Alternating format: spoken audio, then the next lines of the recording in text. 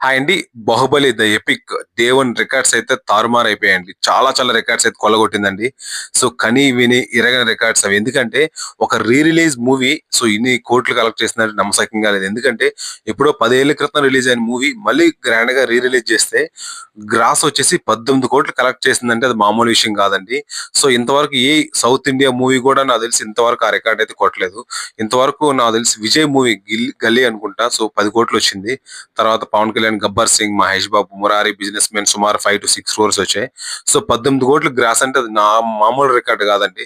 నిజంగా రాజమౌళి, ప్రభాస్‌కి అయితే hats off చెప్పాలి.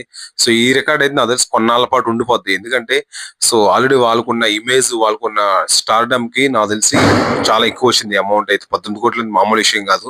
నాకు తెలిసి ఒక నెక్స్ట్ 5 ఇయర్స్ అయితే రికార్డ్స్ అలా ఉండిపోతాయి.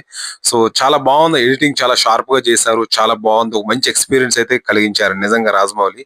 సో, నెక్స్ట్ వచ్చేసి రాజమౌళి నెక్స్ట్ మూవీపై కూడా ఈ ఇంపాక్ట్ ఉండిపోతుంది. చూద్దాం మరి. ఏదేమైనా గాని రాజమౌళికైతే క్రెడిట్ ఇవ్వాలి.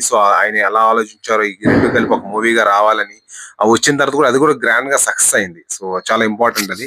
నిజంగా అయితే రాజమౌళికి హ్యాట్స్ ఆఫ్ చెప్పాలండి. చూద్దాం మరి. నాకైతే నిజంగా గ్రేట్ అనిపించింది.